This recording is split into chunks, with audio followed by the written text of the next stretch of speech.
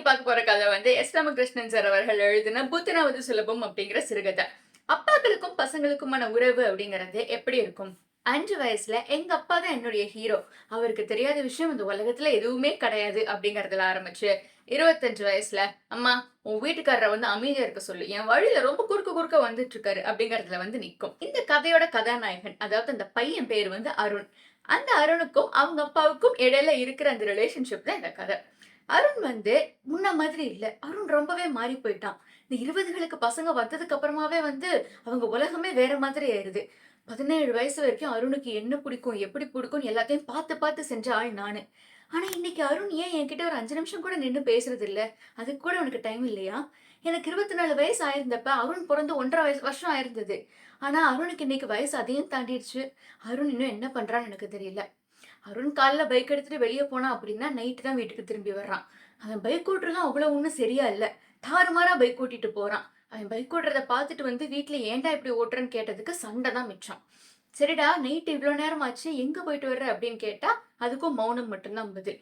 என்ன கேள்வி அவன்ட்ட கேளுங்க, மௌனம் மட்டும் தான் பதிலா இருக்கும். என்னடா பண்ற? மௌனம். ஏன் இப்படி இருக்க? மௌனம். தலைமுடிய ஏன் இவ்ளோ வித்தியாசமான ஒரு கலர்ல வச்சிருக்க? அதுக்கும் மௌனம். தலைய ஏன் வித்தியாசமா வெட்டியிருக்க? மௌனம்.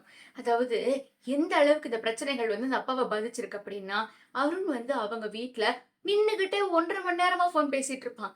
ஏன் நின்னுட்டே இவன் ஃபோன் பேசுறான்? நிக்கிறான் இல்லன்னா நடக்குறான். உட்கார்ந்து பேச வேண்டியது தானே! அந்த அளவுக்கு கூடவா அந்த பசங்களுக்கு ஒண்ணும் தெரியாது அப்படின்னு சொல்லி அவங்க அப்பா வந்து புலம்புறாரு.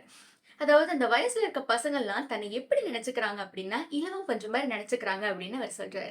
இலவம் பஞ்சு அப்படிங்கிறதுக்கு எந்த இடம், ஏது எதுவுமே தெரியாது. காத்து போன திசையில அது பாட்டுக்கு போய்க்கிட்டு இருக்கும். ஆழமான பள்ளத்தாக்கு அப்படின்னாலும் அதுக்கு கவலை கிடையாது. ஏன்னா, அது காத்து போற திசையில அது பாட்டுக்கு ஜாலியா போய்க்கிட்டே இருக்கும். இந்த பசங்களும் தங்கள வந்து இலவம் பஞ்சா தான் நினைச்சுக்கிறாங்களோ? ஒருவேளை அவங்களுக்கு வந்து எந்த அக்கறையுமே இல்லையோ? சரிடா, எல்லாத்தையும் நான் கேட்கறது கிடையாது. எல்லாத்தையுமே நான் விட்டுட்டேன். அவன் கூட என் பொண்டாட்டி, அதாவது அவனோட அம்மா பைக்ல ஏறி சந்தோஷமா உட்கார்ந்து போறாங்க. அருணும் அவங்கள வந்து சந்தோஷமா உட்கார வச்சு கூட்டிட்டு போறான். சிரிச்சுக்கிட்டே போறாங்க 2 பேரும். பேசுறாங்க, சிரிக்கிறாங்க. பயங்கர ஜாலியா இருக்காங்க. ஆனா ஏன் என்னால அருண் கூட அவ்ளோ லேஸ்ல பைக்ல உட்கார்ந்து போக முடியல? அருண் கூட ஒரே ஒரு நாள் நான் பைக்ல உட்கார்ந்து போனேன். அதுவும் வந்து அவன் என் ஆஃபீஸ்க்கு டைம் ஆயிடுச்சு. என்கிட்ட வண்டி சரியா இல்ல அப்படிங்கிறதுனால பைக்ல உட்கார்ந்து போனேன். ஆனா அப்பவே எனக்கு ரொம்ப வினோதமா இருந்தது. அருண் வந்து ஒரு வித்தியாசமான பறவை அவன் உடம்புக்குள்ள வந்துட்டதாகவும், அந்த பறவை சொல்றபடிலாம் அவன் செய்றான் அப்படிங்கிற மாதிரியும் வளைஞ்சு வளைஞ்சு போய்க்கிட்டு இருக்கான். "என்னதான் நடக்குது இங்க?" அப்படின்னு சொல்லி அந்த அப்பா வந்து புலம்பி புலம்பி தவிச்சுக்கிட்டு இருக்காரு. இப்படியாக கதை போய்க்கிட்டு இருக்க, அவருடைய ஆஃபீஸ்ல அவர் கூட வேலை பார்க்குற ஒருத்தர் வந்து புலம்புறாரு. "என் பையன் வந்து ஃபோன் எடுத்துட்டு பாத்ரூம்குள்ள போறான். 2 மணி நேரமா வெளிய வரவே இல்ல. 2 மணி நேரம் அப்படி உள்ள இவங்க என்னதான் பண்ணுவாய்ங்க?" இவருக்கு ஆறுதலா இருக்கும் அப்பாக்கு. "நல்ல வேளை. என் மகன் மட்டும் தான் இந்த மாரிலாம் பண்ணிட்டு திரியிறியா நெனச்சுக்கிட்டு இருந்தேன். எல்லா வீட்லயும் மகன்கள் அப்படிதான் இருக்காங்க. எப்படி அந்த இடைவெளி வந்துச்சு எங்க 2 பேருக்கும்? எல்லாத்தையும் என்கிட்ட சொல்லிட்டு, எல்லா விஷயங்களையும் என்கிட்ட ஷேர் பண்ணிட்டு இருந்த பையன், இப்ப ஏன் என்னைய வித்தியாசமா பார்க்குறான்? ஏன் என்னைய வேற ஒரு ஆள் மாரி நடத்துறான்? என்கிட்ட ஏன் அவ்வளவா இலகுவா நடந்துக்கிறது கிடையாது அவன்? சரி, நாங்க வந்து உட்கார்ந்து டிவி பார்த்துட்டு இருந்தோம் அப்படின்னா, நான் இன்னைக்கு டிவில பிளாக் அண்ட் ஒயிட் பாட்டுலாம் ஓடுதுடா, பாருடா அப்படின்னு சொல்றேன். ஒரு 2 நிமிஷம் கூட அவனால உட்கார முடியல. அவனுக்கு பிளாக் அண்ட் ஒயிட்னா என்னன்னே தெரியல. அவ்வளவுதான் இருக்கு. அவனுடைய அட்டென்ஷன் ஸ்பேன் அவ்வளவுதான். சட்டுன்னு எந்திச்சு உள்ள போயிடுறான். ஆனா அவன் தான் நடுராத்திரி 12 மணிக்கு மேல பாட்ட நல்லா சத்தமான குரல்ல வச்சு கேட்டுக்கிட்டு இருக்கான். என்ன பாட்டு கேட்கறான்னே தெரியல. என்னென்னமோ பாட்டெல்லாம் ஓடுது. வீட்ல இவ்ளோ பேர் இருக்கவே நாங்க தூங்க வேண்டாமா? ஏன்டா இப்படி பண்ற? அப்படின்னு அவங்க அம்மா கேட்டதுக்கு அப்புறமா தான் அவன் சவுண்ட கம்மி பண்றான். அதுவும் நான் சொன்னா கம்மி பண்ண மாட்டான்.